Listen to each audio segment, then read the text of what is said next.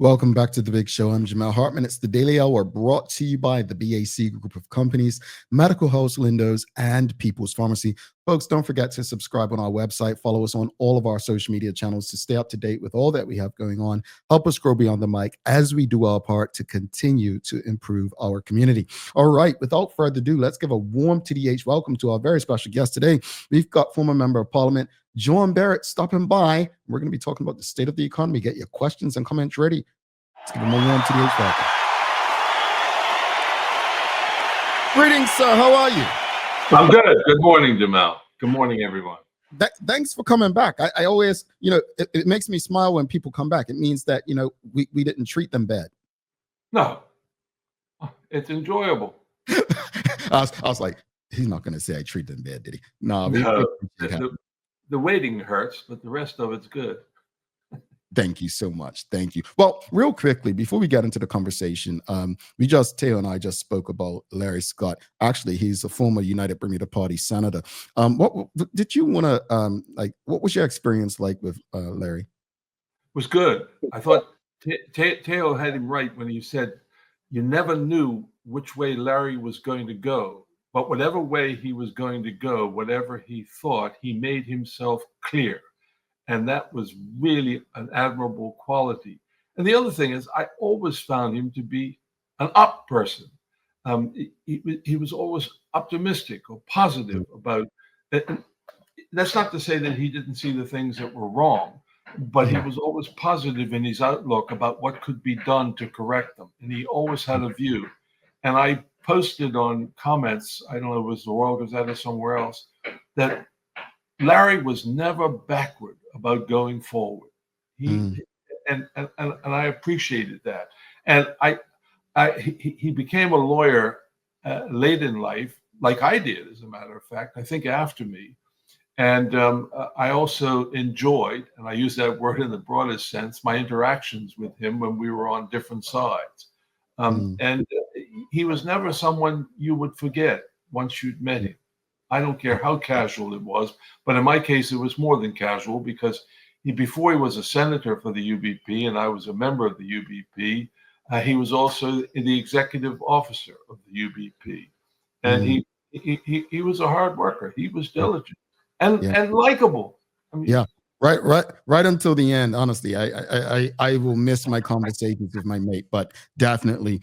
Well, again, thank you for stopping by. And I just say I was shocked when I heard of his passing. Absolutely, as was I. Stunned, yeah. As was I. In saying that, I think, having people of his caliber, your caliber, having these conversations and engaging with our audience are so important because while times change, the words remain, and they hit. And we just had the budget, which was, as we discussed last time you were on, much later than normal. But after hearing that budget speech, do you believe Bermudians should feel better about the country's finances going forward? My first observation about the budget was, and you may recall this, Jamel, you may be old enough to remember this, is all the conversation going into a budget and coming out of it was all about what taxes are there going to be and what taxes are going to be raised. On this one here, there was no such conversation going in and no such conversation coming out because there were no increases. That's astounding in a way. And in fact, there were not only no increases, there were decreases in different things. And whether they're duty on building materials, on motor vehicle parts, a reduction in the electricity that is charged that government puts on things. Even the land tax base is going to go down, license fees on private cars. And all of that, I think, because politics, it tends to be broad strokes, would signal to most people that things are not bad, not bad at all. But that's not to say that looming in the background is the huge debt that we still have of close to $3.3 billion and the need to pay that off. But that's way, for a lot of people who are struggling and getting by on a daily basis, that's way out there. It's almost intangible. Mhm. I wouldn't say incomprehensible, Mhm. but it doesn't seem that anything that troubles him right now. What troubles people right now is the cost of living. And now we come to the state of the economy. And all the indices, all the normal indices, well, the standard indices that people tend to use to measure an economy, all look pretty good in Well, terms. but you in just terms- mentioned, yeah, I want to touch because you mentioned the debt just now, sir. You mentioned the yeah, debt, and a lot has been talked about the corporate income tax. Let's say Bermuda's successful in generating consistent revenue from the corporate income tax. How do you believe the government should utilize the funds? Should it all go toward the debt? Like, what would your suggestions be? I wouldn't. Can I just sound a note of caution? I wouldn't start planning on that until it actually happens, till it arrives. Mhm. And let me say this: I'm not trying to be a Debbie Downer or negative, but that we need to see exactly what happens when that unfolds, and Mhm. then we need to decide how we could best utilize it if and when it starts to happen. And it may be that paying down the debt is a priority. Mhm. None of us know what lies around the corner here. And again, I'm not trying to be overly pessimistic, but we saw that COVID pandemic struck us out of nowhere, and Mhm. that's how we got into some of the debt that we have, because we had a national crisis we had to deal with. So I'm not one to plan what to do with it. We can certainly look at the options that we have with respect to that money when it starts to come in, but it needs to be put in the context of what we are facing at the time. If nothing's changed, then it would make sense to start to put some of that money on our debt to pay that down, because currently we're paying about $128 million a year in interest. And that would Mhm. be enough to sustain some ministries. Mhm. Other people talk about the roads, but I'm not one to jump ahead. And there's a reason why. It's not just what we do here in Bermuda, but we don't know what's going to happen um, with what the man in the White House decides to Mhm. do or not do. And we've already seen what could have happened with our food supply, with the tax he wanted to tariff, or whatever you want to describe it, on ships that were Chinese made. Luckily, we got out of that. Mhm. But who knows what's coming next with this tariff war? And Mhm. it's hard to predict exactly what's going to come next. And I've said this before, I think even on your show, with respect to the corporate income tax. Mr. Trump, his plan seems to be, and he will browbeat, bully, whatever people into bringing business onshore in the United States. He wants to make America great again by bringing jobs onshore. We haven't seen him turn his eye on the insurance and reinsurance business yet, but Mhm. it's something that may well happen, Jamel. Uh, as you get a big event in the United States, hurricanes, these Yeah. storms that are going on, tornadoes, fires. Who are the insurers? Where are they located? Yeah. Why That aren't they why aren't they in the United States if they're making business, if they're that doing business with us? that that What's it going to take to get them on shore? And that's then a perfect transition. That's a perfect transition into my next question, though, because you're absolutely correct. He hasn't set his eyes on reinsurance captives and the like, and as soon as, like you said, he finds out, hold on, there's $1 billion, billions of dollars, trillions of dollars that we could be making.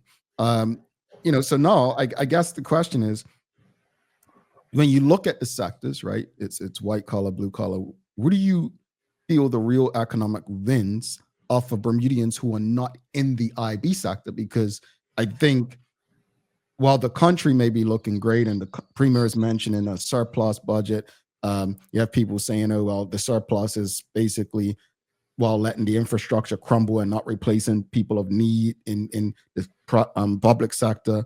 But I think the biggest gap is those in the IB sector versus those who's not. Like, well, where are the wins for the people not in the IB sector right now? And when you say wins, you mean WINS, not WINDS, Correct. although the two go very much together. I, Absolutely. I mean, there's no question that we are very IB dependent now. And I think if you want to talk about two Bermudas, your two Bermudas are those connected with or in international business, and then the rest of us. And the rest of us who are indirectly dependent and on international business as opposed to direct, they're the ones who are really in the trenches, I think, who feel the cost of living and the small increases more so than those in the international business. And when you look at our economy, you can see how that plays out in the retail section alone. Two things there is, first of all, people shopping online and bringing stuff in as opposed to supporting the local economy. Why? Because it's cheaper, and you can't fault people for wanting to save money. And that's the way it goes.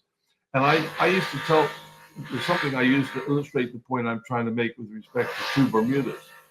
When you look at all the general statistics, the standard indices of how well we're doing, unemployment down, employment up, jobs up, and also I think some of the stats show that income across the board is up for people, inflation is down.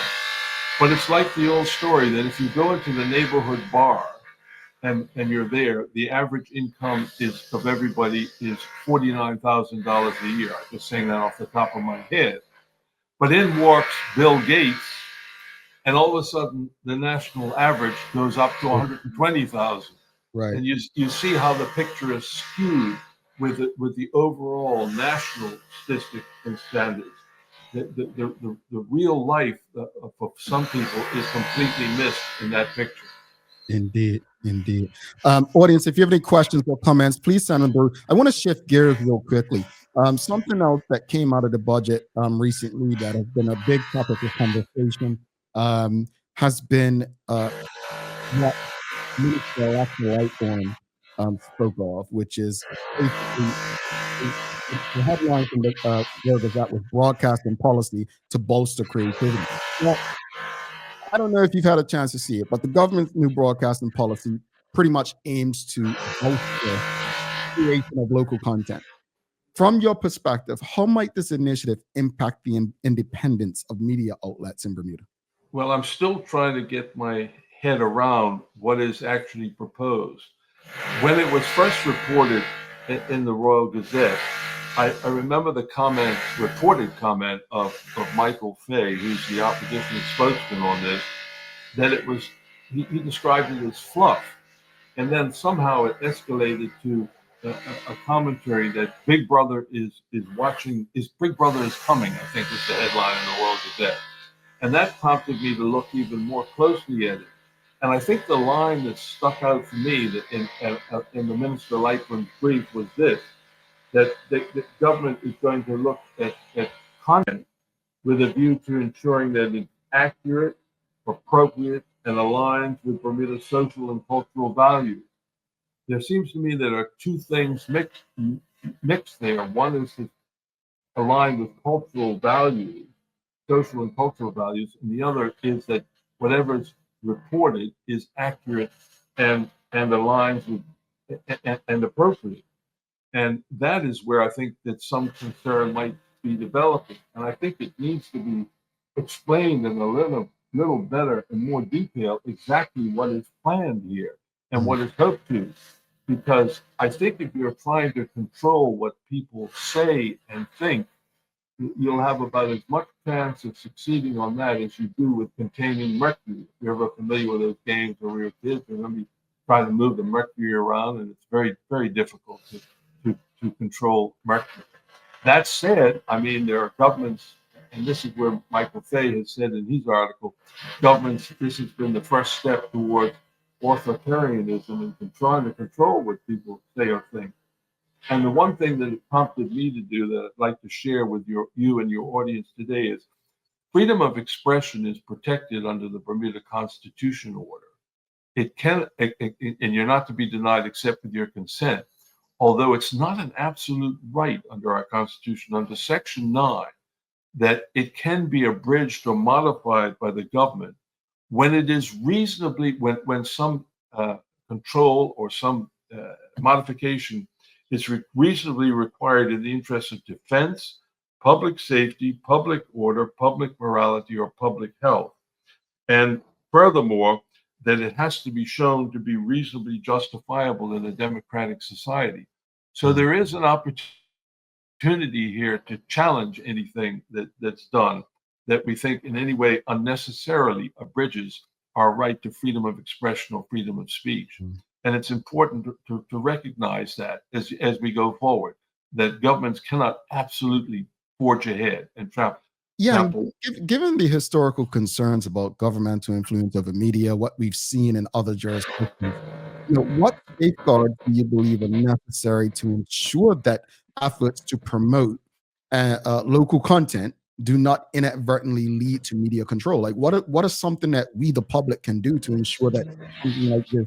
Because I think they're conflating the issues to make it seem like in one breath they want to support local content creators, but in the other side, part of that is going to be controlling what they say. Like, I mean, there's if someone says something that's not true, derogatory, that defame someone, they can be sued. So what I'm not quite sure what this policy does outside of saying in one breath you want to help improve local content creators, but in the other breath you want to monitor what they're saying. Help me understand what we can do to safeguard this space. I wish I could, Jamel, because I have the same puzzlement and the same questions that you do as to what's exactly proposed here and how it will be achieved. I mean, it's not unusual in some countries, in democratic countries, to have bodies where people can go to complain where someone is not speaking, is distorting the truth and publishing lies, and you can deal with it that way with an independent body, and it's well distanced from government control. When government wants to encourage the development of a cultural station, a broadcast company or a broadcast that represents the island, well, you see the Canadian Broadcast Corporation, the CBC in Canada, that's its purpose there. And we have a local version with CITV and what they're trying to do. But we're in a different world today, as I'm sure you appreciate. In fact, you've taken advantage of with technology that allows for so many voices, so many outlets now, that it is very difficult to control what's being said. You see that it's what's his name, the not Zuckerberg and others have given up, and they said we're not even going to try the police. The people can come on with their their willful lies and their willful distortions of facts, and we'll let the open market decide what's true and what's not. And that's a very if you see some of the stuff that's posted, it's unbelievable. I don't quite know how we're going to get around all that, but it's the willful distortion that you want to go after. Yeah. Audience, if you have any questions or comments for Mr. Barritt, please send them through. We've got Michael Daniels asking, how important to Bermuda is it for Bermudians with resources to engage in local investing? It is important. I mean, that's one of the, when you look back on the way in which Bermuda grew post its agricultural society and into the 60s and 70s, was because people were prepared to invest in local companies. Now the question is, what is the future? What are the companies we ought to be investing in? And what is the future? What will well serve Bermuda? And, that's not an easy decision to make. For instance, I'll confess this, that the world of digital finance, which seems to be emerging and developing in Bermuda, I still find that challenging to get my head around. I've had difficulty even moving to online banking and having confidence in that. But this is the future, and it is important that we try to invest in things locally so that we have something aside from just a reliance on international business. Indeed. Audience, again, if you have any more questions, send them through. You spent quite a lot of years in the political realm. How were you able to balance the promotion? Because again, you're a media person, you understand media, and you're a lawyer. But how did you balance the promotion of national narratives with the need to maintain a free and independent press? Like, what lessons can current policymakers learn from past experiences as it relates to um, government interference with the media? Well, in my day, Jamel, it was decidedly different than it is today. Back then, you had the Royal Gazette, the Mid Ocean News, the Bermuda Sun, Bermuda Recorder for a time, the Bermuda Times started up, the Workers' Voice. You had a multiplicity of voices, and the challenge then was trying to get, always for a politician, good press and getting out as quickly as you can. And then of course you had the broadcasting, ZBM and ZFB, and then after ZFB merged into ZBM, you also had VSB, and that competition, I think, is exceedingly helpful in a democratic society because it gives people different outlets. And in my day, the people who spoke to the Gazette were different than those who spoke to the Bermuda Sun, and different again yet than those who spoke to the Bermuda Recorder. And so in that combination, you had a reflection of what Bermuda was all about and the different viewpoints. Today, it's a lot more diffuse than it was before, and it's harder to see what the national narrative is because there are so many different voices, and unless you spend all your time on the internet, Mhm. it's very hard, I think, to even identify the multiplicity of voices and viewpoints. Yeah, indeed.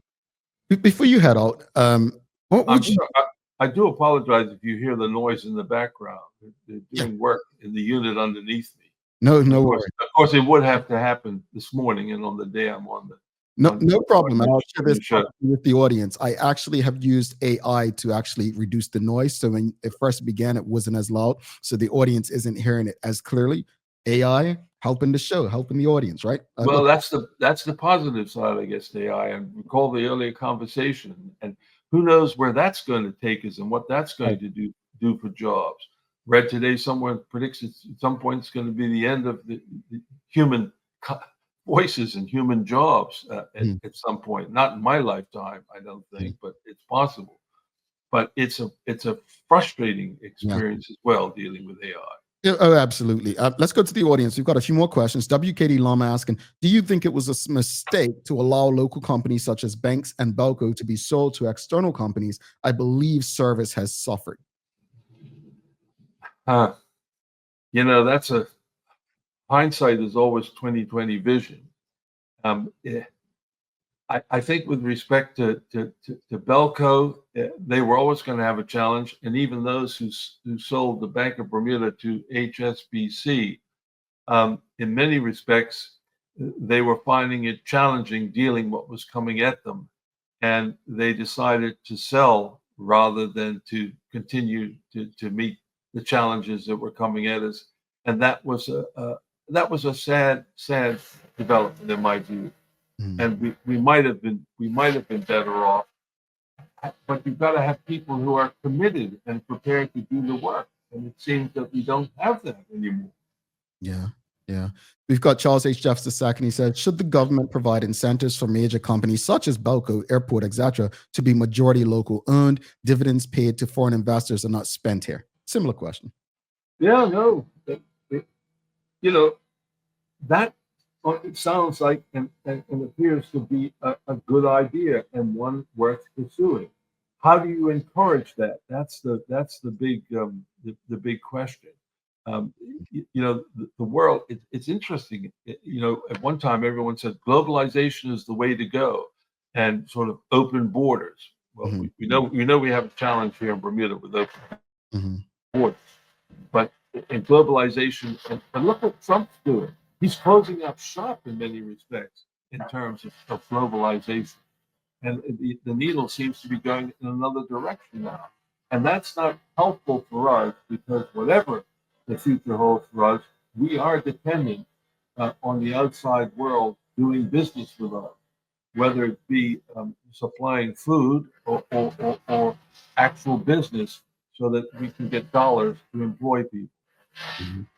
So, with that said, with this conversation this morning, the budget's done. The budget debate's still going on. What should Bermudians feel optimistic about as it relates to the economy?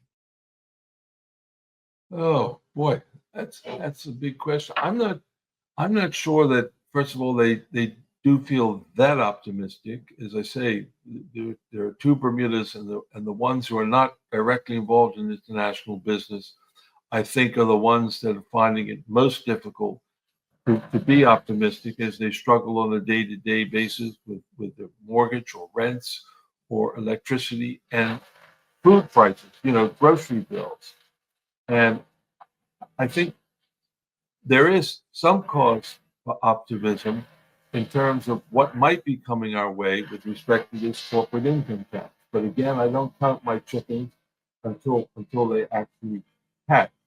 Mhm. And because that could be a mercurial business, ephemeral, as I said earlier, uh, we have to be careful. And what we have to do is develop things locally. Well, we see the building that's going up on Front Street, Brookfield, and that's a positive sign. And then we also believe that the Southampton Princess is going to come back online. And if these things start to happen and they take shape and we see them, and we do see these buildings going up, then I think there is some cause for optimism. Bermuda is still a valued place.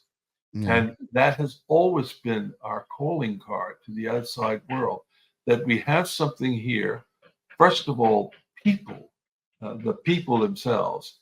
We are a friendly and a hospitable people, and we've always been known for that. And I don't think that's changed greatly over the years. Now, that's not to say we don't have our problems with these shootings in particular.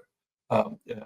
But generally speaking, in the world context, we're still an attractive place to visit and do business.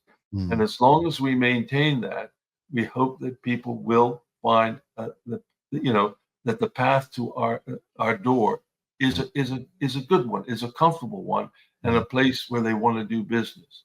Mm. And that's what we've got to keep. That's where we've got to keep the shine, Jamal. We've got to keep the shine, whether it's in regulation, and that's why a lot of these companies are here. The insurance companies. I Mm. know Bermuda's described as a tax haven, but if you talk to people in the business, because they're all here and because the regulation is one that they find light and suits them, that's a primary reason they're here. Not just because it's more attractive tax wise, although that's going to change a bit with the corporate income. Yeah. But it's the fact that Bermuda is an attractive place to be and do good. Indeed. We've got one last question from the audience. Rosalind Fame is asking, what does it mean that the Bermuda Stock Exchange is owned by a U.S. company? Good question. I'm not even going to pretend to answer that or to provide an answer to that. Mm. I don't know what impact or difference that makes. It may be purely a case that a U.S. company can do the job better than a local. I don't know. Mm. Okay. Mr. Barritt, always a pleasure. We have many more conversations to have. I know you got to run, but we'll be definitely asking you back Well, this summer. But thanks, Jamel. I hope it's been helpful. no, it has. It The has. Yeah. economy. I never pretend that I'm an economist. Now that I'm retired, I have my eyes keen on things like pensions Yeah. and healthcare, which I thought that was a really interesting discussion that you were having with Teo before I Yeah. came online, Yeah. because that is a big issue that all of us are facing. And when we talk about healthcare and how much it's spent, I imagine a lot of people in Bermuda like me said, well, oh, if that's all true, why is it that nurses and staff at the King Edward Hospital and have not been getting raises like everybody else? Mm. These are frontline people that we depend on, Mhm. that we count on, and there's some, I mean, really good people Yeah. at that Yeah. hospital of Jamel in terms that I've come into contact when I've gone in, and I think, wow, here they are working without a wage increase for so many years. Yeah. It's not right. So Yeah. whatever the problem is, that one needs to be fixed In- right away. Indeed. Always a pleasure, sir. Hopefully, we'll be seeing you back soon. If we don't see each other before your saucy Well, dog flights make it to the Eastern Colonies, I wish you the best. well, you know where to reach me. And I'm sorry I missed you when you were here, and then I missed again some tribute things because No problem. I've always had a good relationship with him. My interviews with him are right up there with yours in I'll terms of enjoy you at the next one. in terms of FUN. Fun. I love it. Talk to you All soon. right. Have a great Jamel, you too. Have a good Bermuda day. I You guess as well. you won't be here though. But No, but I'll be watching. yeah, it's a great day. All right. Talk soon. Check you later. All right, John Barritt, folks, if you appreciated the conversation this morning, please give us a thumbs up, a love, a like. Make sure you share the conversation with your friends, your family, your colleagues. We're going to take a final break. You all better not let me down with this. You better not let me down. You better get the daily play today. If you don't, I am holding it against you, and I'm going to be talking about you. Stick with us. We'll be back in a few.